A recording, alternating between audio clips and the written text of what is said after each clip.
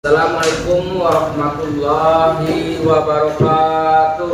Waalaikumsalam warahmatullahi wabarakatuh. Silakan ketua kelas memimpin doa. Doa mulai. Doa selesai. Baik anak-anak, hari ini siapa yang tidak hadir? Nina sama Galak Kak sakit. Baik, kita doakan yang sakit mudah-mudahan lekas sembuh agar dapat mengikuti pelajaran pada pertemuan berikutnya. Baiklah anak-anak, sebelum kita memulai pelajaran, baiknya kita mengingat pelajaran yang telah lewat. Siapa yang masih ingat pelajaran pada pertemuan yang sebelumnya? Saya Pak. Peran Indonesia dalam menciptakan perdamaian dunia. Benar. Apa saja peran Indonesia dalam menciptakan perdamaian dunia? Saya Pak. Menyelesaikan konflik internasional. Ada lagi? Saya Pak. Mengirimkan pasukan perdamaian dunia Pak. Ada yang lain? Menjadi tuan rumah diplomasi konflik Pak. Ada lagi? Saya Pak. Mendukung kemerdekaan bangsa lain. Benar sekali. Jadi peran Indonesia dalam menciptakan perdamaian dunia melalui organisasi internasional banyak sekali dan sudah berjalan sejak lama. Baiklah anak-anak, kita lanjutkan materi hari ini tentang materi pokok ancaman terhadap kedudukan Negara Kesatuan Republik Indonesia dengan submateri kasus-kasus ancaman terhadap Ipolexes Budhankam dalam membangun integrasi nasional dengan tujuan pembelajaran mengidentifikasi kasus-kasus ancaman terhadap ideologi, politik, ekonomi, sosial, budaya, pertahanan, dan keamanan. Nanti kita akan berdiskusi apa saja macam-macam ancaman yang pernah terjadi terhadap ideologi, politik, sosial, budaya, pertahanan, dan keamanan. Kalian akan dibagikan LKPD untuk menuliskan hasil diskusi dan masing-masing kelompok nanti mempresentasikan hasil diskusi dalam forum kelas. Apa sudah jelas? Sudah. Mari kita sama-sama kita saksikan video tentang satu kasus ancaman terhadap ideologi, politik, sosial, budaya, pertahanan, dan keamanan. Jangan kita biarkan wilayah kita ini menjadi pintu masuk bagi upaya menghancurkan eksistensi bangsa. Kenapa saya bilang upaya menghancurkan eksistensi bangsa? Karena narkoba menyasar mental, menyasar moral, menyasar generasi muda kita. Generasi muda kita, sumber daya manusia adalah moda pembangunan bangsa ini. Kalau kita membiarkan daerah ini diobok-obok oleh para penjahat-penjahat itu, berdosa kita terhadap. Dari tayangan video tersebut, apa yang dapat diambil jadi pelajaran? Saya Pak, narkoba merupakan salah satu pintu masuk bagi upaya menghancurkan eksistensi bangsa Pak. Ada lagi yang lain? Saya Pak. Narkoba menyasar generasi muda merupakan sumber daya manusia dan modal pembangunan bangsa. Benar sekali. Jadi narkoba salah satu cara menghancurkan negara. Narkoba menghancurkan generasi muda penerus bangsa ini. Melalui narkoba menjadi ancaman bidang keamanan. Selain narkoba, masih banyak lagi kasus-kasus yang dapat menjadi ancaman bagi ideologi, politik, sosial, budaya, keamanan, dan pertahanan. Kalau dalam bidang ekonomi, ada yang tak tahu kasus ancamannya. Pak, maraknya pinjaman online ketiga Pak. Ada lagi yang lain? Saya Pak. Eksploitasi sumber daya alam oleh perusahaan asing tanpa kontrol ketat Pak. Benar sekali. Jadi banyak kasus-kasus yang dapat mengancam NKRI. Ancaman-ancaman tersebut harus kita pelajari, dicari jalan keluarnya agar eksistensi Negara Kesatuan Republik Indonesia tetap terjaga. Baik anak-anak, Bapak akan menjelaskan apa itu ancaman terhadap ideologi, politik, ekonomi, sosial, budaya, pertahanan, dan keamanan, atau yang sering disingkat Ipolexes Budhankam 1.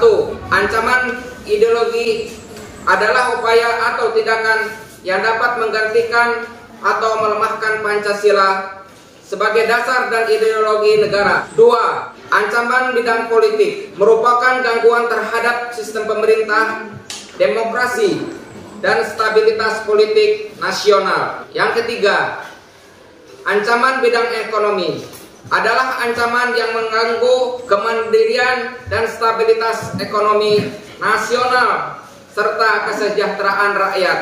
Keempat, ancaman bidang sosial adalah ancaman yang berdampak pada kehidupan masyarakat seperti kerukunan, toleransi, dan solidaritas sosial. Yang kelima, ancaman bidang budaya adalah ancaman terhadap identitas nasional, warisan budaya, dan nilai-nilai luhur bangsa. Yang keenam, ancaman bidang pertahanan adalah ancaman terhadap kedaulatan wilayah dan keutuhan negara, baik dari luar maupun dari dalam. Yang ketujuh, ancaman bidang keamanan adalah ancaman terhadap ketertiban umum dan keselamatan masyarakat secara langsung. Ada yang mau ditanyakan? Saya Pak, mengapa penting melestarikan bahasa daerah dan tradisi lokal Pak? Karena merupakan identitas bangsa dan kekayaan budaya yang tak ternilai, yang menunjukkan identitas bangsa dan jati diri, serta menghindari kepunahan budaya. Ada yang mau ditanyakan lagi? Saya Pak, apa saja contoh ancaman bidang politik Pak? Banyak contoh ancaman bidang politik seperti korupsi, money politik, intervensi asing dalam pemilu, konflik antar parlemen, atau kudeta kekuasaan. Kalau contoh bidang pertahanan, ada yang tahu contohnya? Pelanggaran wilayah, separatisme, penyusupan asing, dan limanya alutsista Pak. Benar sekali. Jadi kita sebagai generasi muda, penerus bangsa, harus mengetahui bentuk-bentuk ancaman terhadap NKRI. Bapak akan membagikan LKPD. Nanti setelah LKPD dibagikan, silakan kalian berdiskusi selama 15 menit, mencari dari berbagai sumber, menjawab pertanyaan, lalu tulis di LKPD untuk dipresentasikan. Baik, Pak.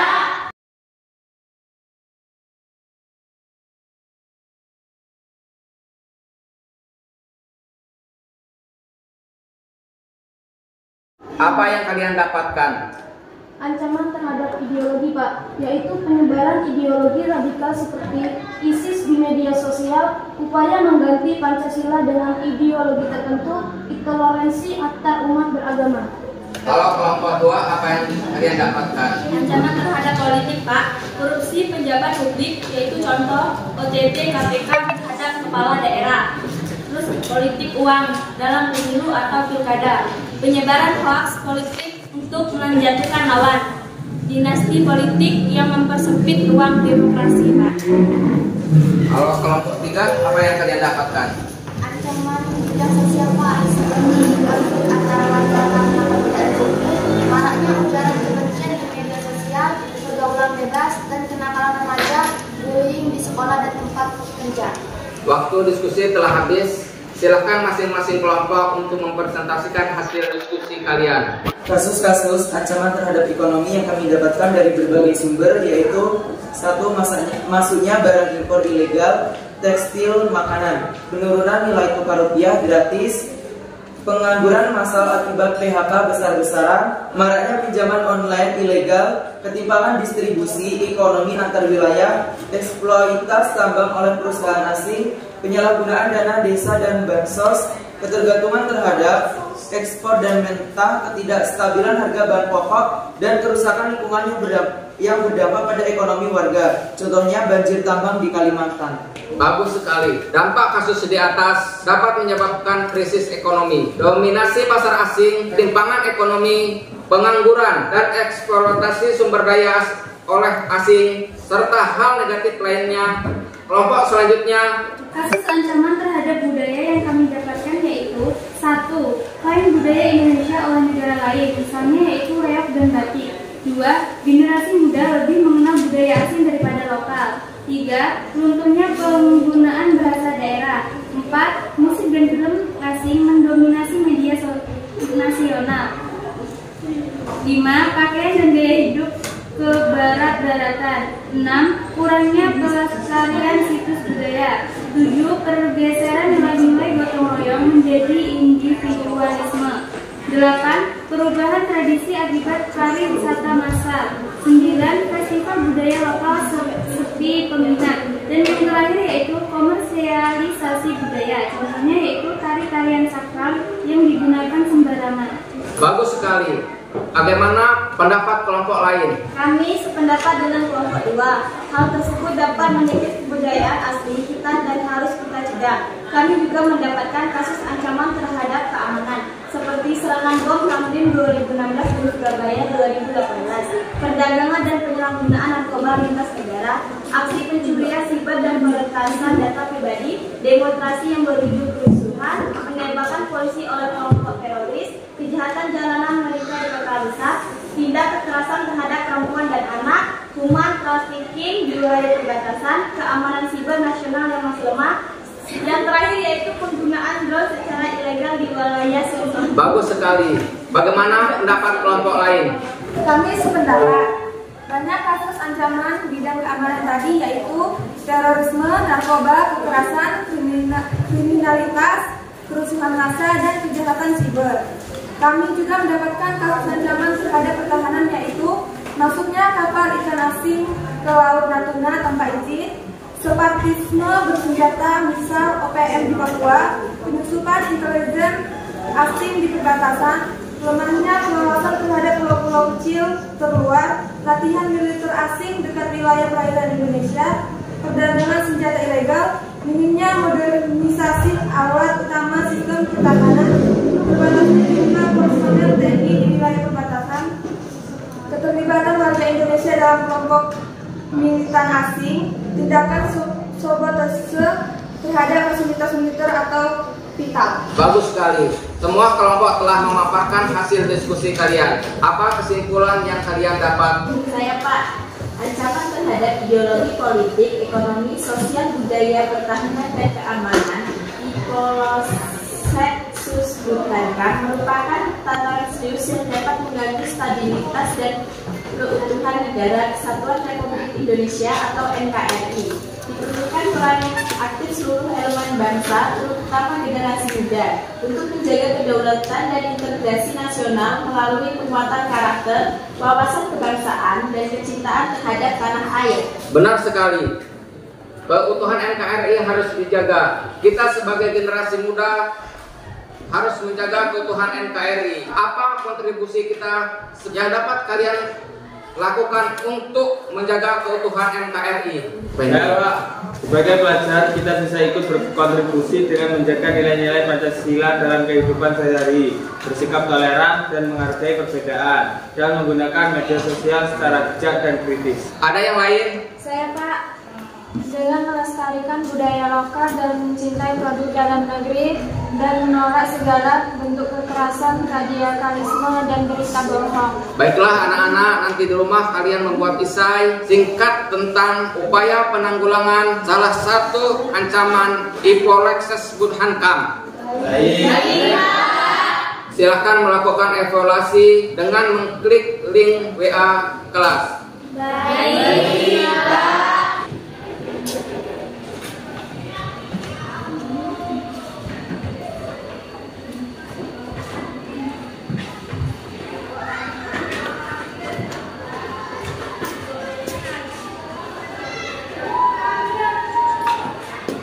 Evaluasi telah kita laksanakan. Kita akhiri pelajaran hari ini. Assalamualaikum warahmatullahi wabarakatuh.